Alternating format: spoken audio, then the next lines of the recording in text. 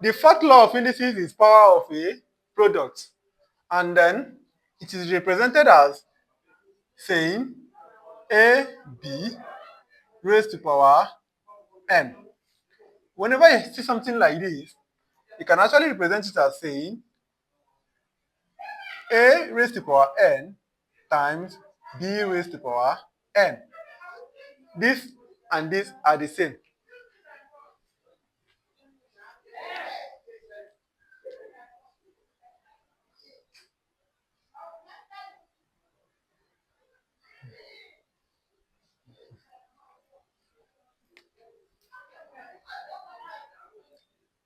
So I'm going to give examples.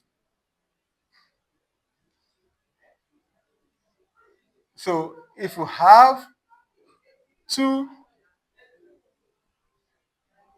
times 3 in brackets, I'll have it as 2 raised to power 2.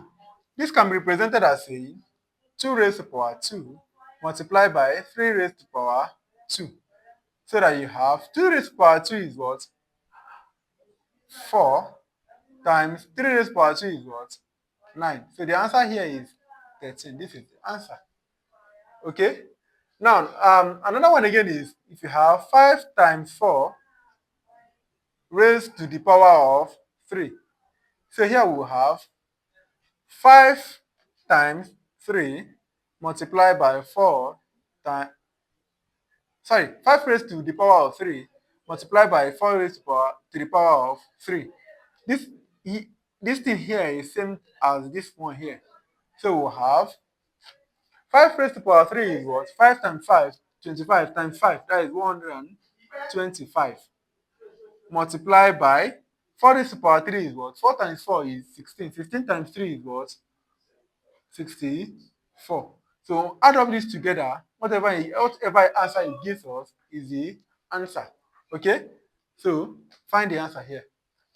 So I've given 2 examples of this. So I believe you understand something like this. If you see something like this or something like this in questions, you'll be able to solve them easily. This is the 4th law of indices. I'm going to come back for the 5th law. Bye.